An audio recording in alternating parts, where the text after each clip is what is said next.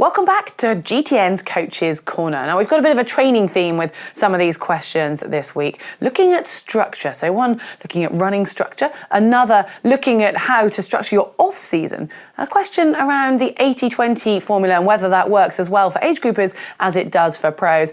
Then we've also got a couple on swimming, looking at how to convert that pool stroke to open water and how to progress from a sprint triathlon.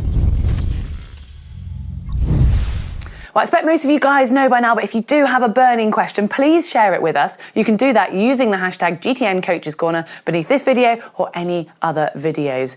And before we get to our first question, just a quick reminder to click on the globe and the bell icon to make sure you don't miss any of our videos. Well, the first question today comes from Bethany Blout with this one.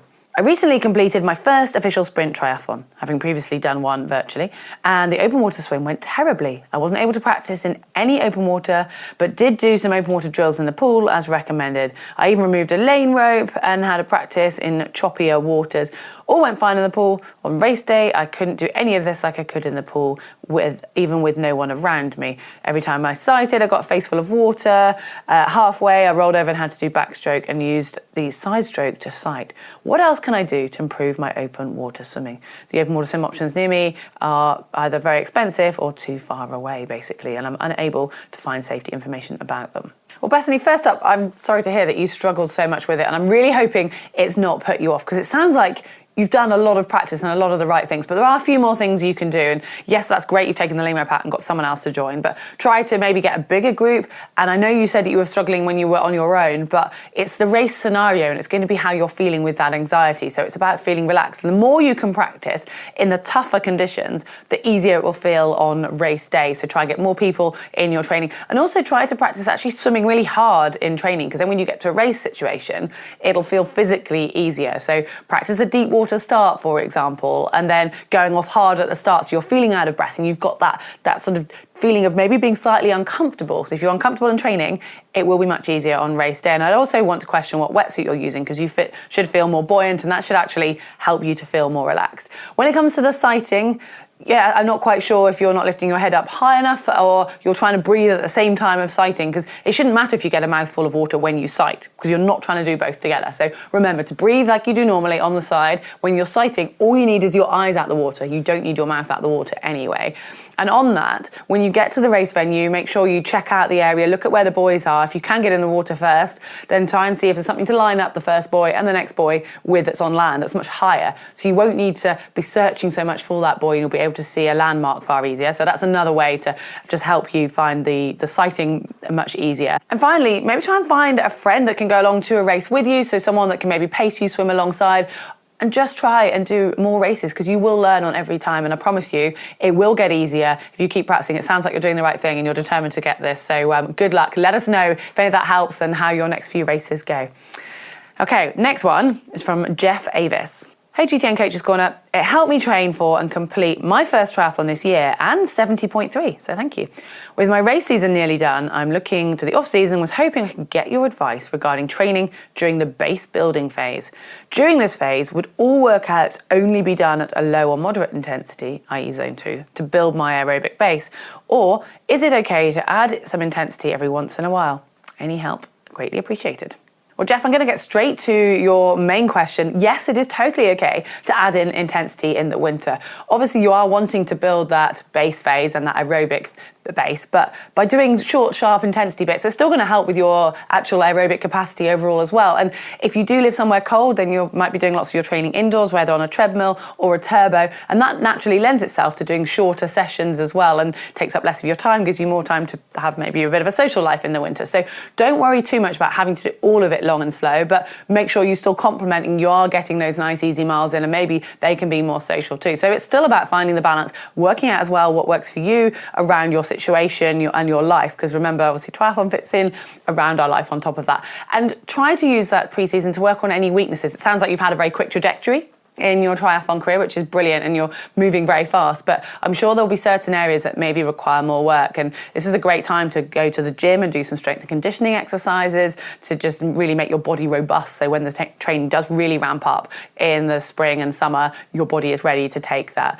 And also have a go at maybe doing some different sports, because that's still going to build your strength and your aerobic base. So it doesn't have to be swim, bike and run. This is your opportunity to go out there and have fun and do some other, whether it's cross-country skiing if you live somewhere cold, or whether it's riding your mountain bike or something like that. It's just a great time to give your mind a rest whilst you're still kind of conditioning your body, but just making it overall more robust. And then, maybe there's some specific technique you need to work on your swimming. You can really focus on that and maybe not having to do quite as much mileage in the pool, but focusing on the finer points. Or on the bike, you could be working on strength aspects. So there's lots of different things. You need to sort of have a little bit of an analysis of how your season went and where those weaknesses are or could be. Focus on them, but ultimately as well, make sure you're still enjoying it, because it is a long winter and then it's going to be a long season after that. So good luck as well.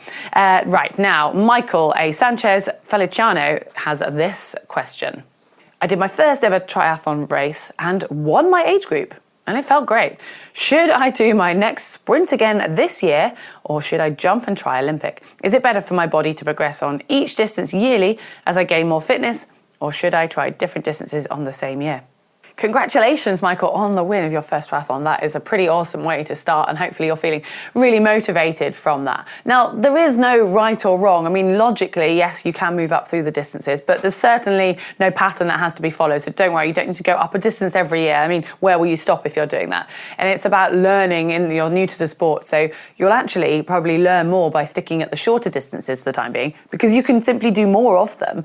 And actually, there's more emphasis on the transition and getting all of that right, that you'll take that actually through into the longer distances when you get there, and your fitness will naturally build from doing more races as well. And then maybe in the off season you can work on a bit more endurance and move up a distance. But just because you start at sprint doesn't mean that your body isn't capable of doing a 70.3 in a few weeks' time, depending on what training you've done for that. But I would just say make sure you're keeping the enjoyment aspect, and then look at your goals and what you actually want to get out of triathlon. Is it for you the challenge of going further? If so, then yes, do progress up through the distances. Or is it about actually getting more competitive and getting better, nailing a certain aspect of it? So I would suggest actually looking at events that excite you and entering those and having them as a goal, maybe doing an event with a friend. And whatever distance that is, that doesn't really matter. It's about the event itself. If your long-term goal is to build up to an Ironman, it obviously makes sense to start progressing. And if you do that more gradually, you'll find it easier and you'll learn as you go. So my key point would be there is no rules when it comes to what distance you should do, but the shorter the distance, the more you can do them, the more you can learn, and you can have plenty of fun with that. So well done on your win. That sounds pretty awesome. All right, now we have this question from Bonsai Nutter. GTN Coach's Corner, I really like the 80-20 video you just did, but does that only work in reality with the pros who do 30 plus hours a week? For a normal triathlete, doing 6 to 10 hours a week, or maybe 6 to 8 sessions over 6 days, it would mean only 1 or 2 at the most of these sessions would have any intensity.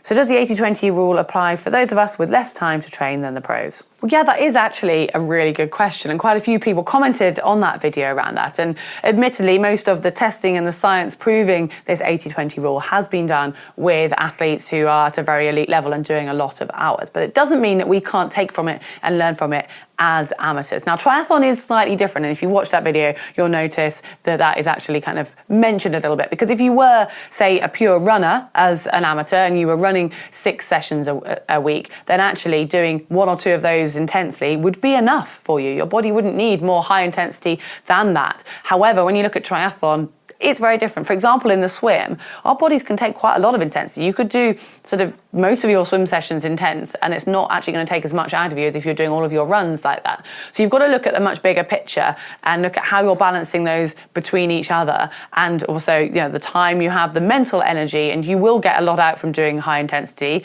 but you need to make sure you're resting enough as well, and where that comes, and whether, say, a steady bike ride is actually going to be helping you rest from the hard run. So it's not as black and white in the sport of triathlon or for age group athletes. So a really valid point on that one. And when it comes to intensity, remember as well that's talking about really getting that heart rate at the top end, but you could be doing strength work on the bike, for example, and your heart rate is still going to be very low, but that's going to be working you hard. So you still need to bear those in mind. So it's a big, I guess what I'm trying to say, it's a big puzzle, and you need to sort of step back, have a look at it, and maybe if you want to work with a coach, that would be a great way to get them to incorporate that. Yeah, but a really interesting question and a pretty huge topic that we can only scratch the surface on in this, but thank you for that.